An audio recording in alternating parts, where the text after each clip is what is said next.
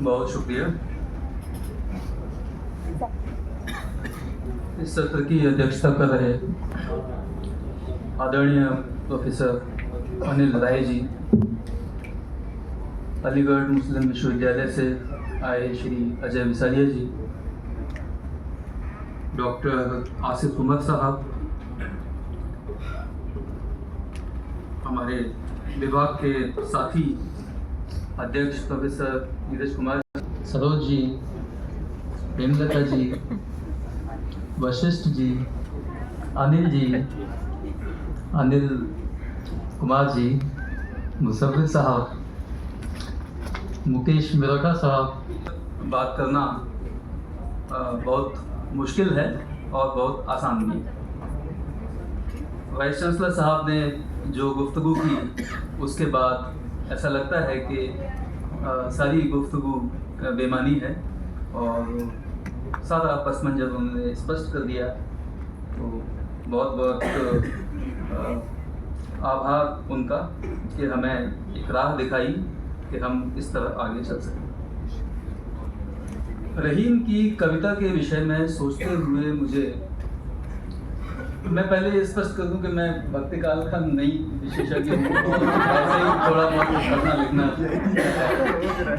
और रीतिकाल में भी कोई ऐसी दिलचस्पी बहुत नहीं है। कभी कभी यादव जी से चर्चा हो जाती है तो ये कुछ मार्गदर्शन करते हैं, बहुत सुंदर सुंदर दोहे ये सुनाते हैं, लालित से भरे। इससे दिलचस्पी का तो पता चला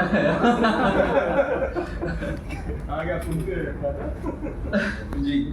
तो मुझे रहीम की कविता एक तरह से मैं उनकी कविता और जीवन को अलग करके नहीं देखना चाहता।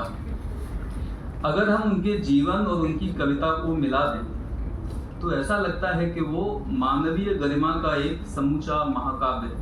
क्योंकि रीतिकाल में महाकाव्य न होने की शिकायत की जाती है, यूं केशवदास ने रामचंद्र चंद्रकर की।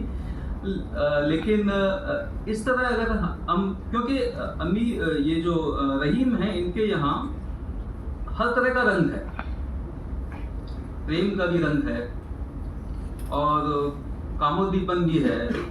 जैसा कि रीतिकाल के विषय में सुधीर पचौरी ने उसको सेक्सुअलिटी का एक ग्रैंड फेस्टिवल ऐसा करके कुछ कहा, और अनामिका जी के वक्तव्य की चर्चा हुई कि थके हारे योद्धाओं का दृष्ट विलास है। तो ये दो जो लाइन है रीतिकाल के बारे में, और ये बात शुरू में हुई कि रहीम ट्रांजिशन पीरियड के कवि हैं एक तरह से, जहाँ भक्तिकाल और रीतिकाल के बीच में, तो एक तरह से पीछे की भी टॉर्च लाइट है और आगे से भी उसकी एक कनेक्टिविटी बनती है। तो मुझे ये ऐसा लगता है कि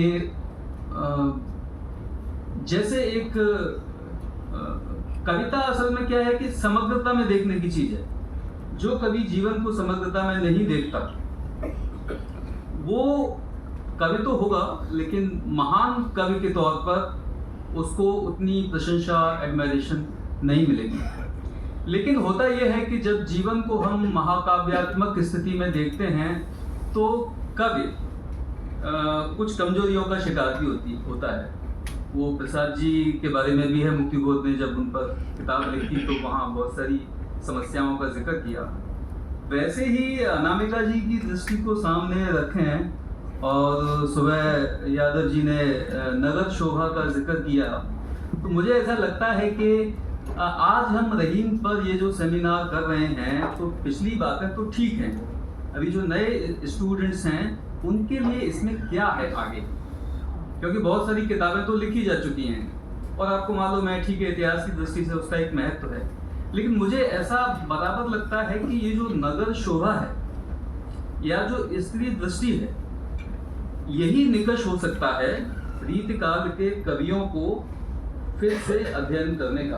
क्योंकि सबसे ज़्यादा किसी मोर्चे पर उनको अगर आलोचना सहनी पड़ी है तो यही परिस्थिति है। स्त्री को लेकर उनका विचार क्या है, स्त्री को लेकर उनकी दृष्टि क्या है।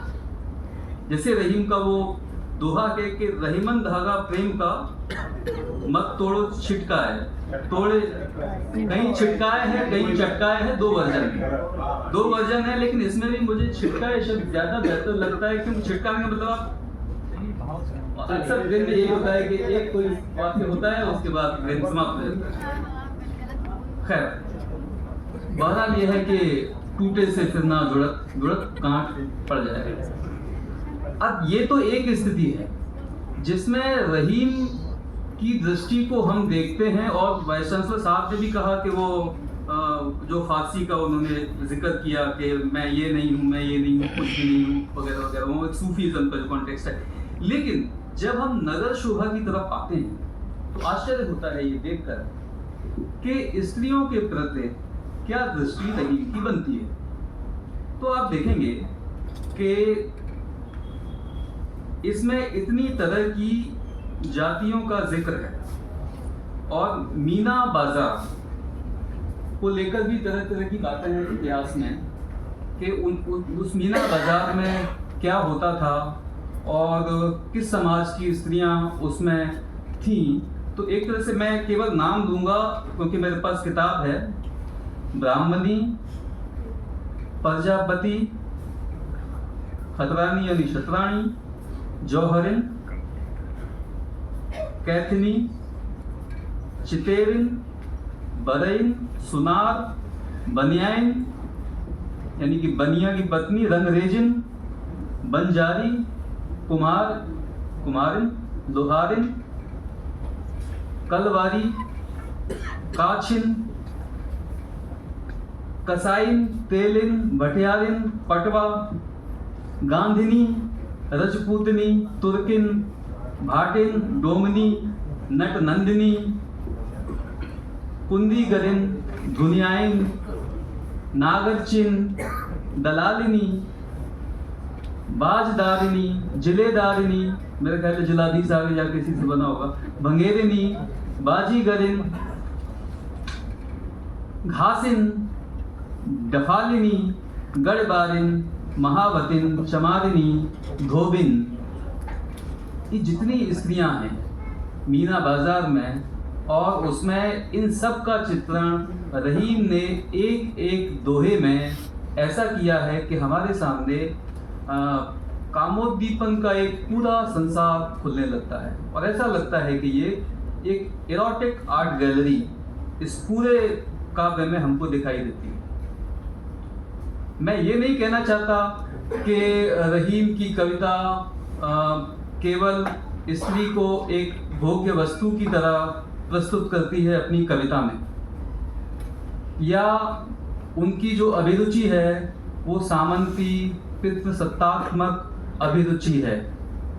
लेकिन ये देखना पड़ेगा हमें, आज जब हम स्त्री विमर्श के समय में हैं, आज हम डिस्कोर्सेस के समय में जब बात कर रहे हैं और पूरी दुनिया में ये बात हो रही है। और जब 95 में नॉमी वुल्फ की किताब आई थी द ब्यूटी मिथ, नॉमी वुल्फ ने जो 90s में जो फैशन इंडस्ट्री जो चल रही थी उसको एक अलग निगाह से देखा और कहा कि ये स्त्री का लिबरेशन नहीं है, बट ये स्त्री का एक तरह से ये एक्सप्लॉयटेशन।